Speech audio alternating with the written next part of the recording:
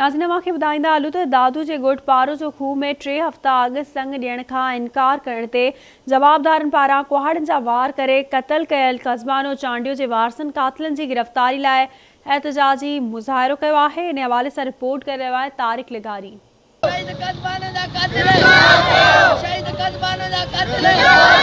दादू जे ॻोठ पारू जो खूह में 3 हफ़्ता अॻु संग न ॾियण तां जवाबदारनि पारां मुबैना तौर कुहाड़ियुनि जा वार करे क़त्ल कयल 20 साला कज़बानो चांडियो जे क़त्ल केस में नामज़द जवाबदार गिरफ़्तार न थियण ख़िलाफ़ मक़तूला जे वारसनि दादू प्रेस क्लब आॾो एहतजाजी मुज़ाहिरो करे नारेबाज़ी कई। नारी कज़बानो जे वारसनि चयो जवाबदार बादल चांडियो असां कज़बानो जो संग पंहिंजे पुट दोदो चांडियो लाइ घुरियो। संग ॾियण खां इनकार ते जवाबदारनि बादल दोदो शहबाज चांडियो घर में दाख़िल थी कुहाड़ी जा वार करे कज़बानो खे क़त्ल कयो। वाक़े खे 3 हफ़्ता गुज़रण बावजूद ख़ुदाबाद पुलिस रवायती सुस्ती कंदे को बि जवाबदार गिरफ़्तार न कयो आहे। कातिल असांखे केस तां हथ खणण लाइ धमकियूं ॾेई रहिया आहिनि। माइटी बेटी न करण तां इन्हनि अची अंदरि घिड़ी घर में बादल चांडियो ऐं शहबाज ऐं दोदो ऐं ॿियो नामालूम माना 4 ई माण्हू हुया जेके अंदरि घिड़ी कुहाड़ियुनि सां वार करे न्याणी मुंहिंजी खे क़त्ल करे विया आहिनि ऐं FIR बि कराई अथऊं, पर अञा पुलिस को बि तदारक कान थी करे। माण्हू कोन था ॿधनि, माण्हू वतन था भॻा ऐं माण्हुनि खे चवनि था त असां अञा ॿियो बि खून कंदासीं, हीअं कंदासीं, दड़का हे हो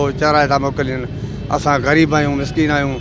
SP साहिब खे अर्ज़ु आहे, AG खे, वज़ीर आला खे त महिरबानी करे इहो इन्हनि खे बंदि करे इन्हनि खे हथु कयो वञे। कातुल जो नालो हिकिड़ो बादल आहे, शहबाज, दोदो, जेके 2 पुट 3 पीउ असांजे घर में घिड़ी असांजी न्याणी खे क़त्ल कयो वियो आहे। 27 तारीख़ ते क़त्ल थियो आहे। अॼु 15-16 तारीख़ थी आहे, 21 ॾींहं थी आहे, अञा ताईं कातिल गिरफ़्तार न थिया आहिनि।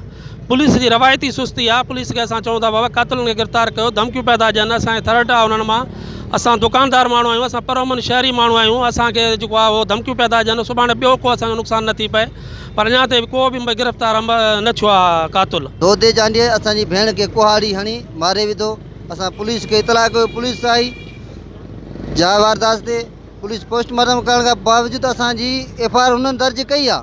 असां उन्हनि खे चऊं था त असांजा कातिल गिरफ़्तार कयो। असांखे जवाबदार दावा पिया था ॾियनि त केस था तव्हां हथु खणो त तव्हांखे असां मारींदासीं।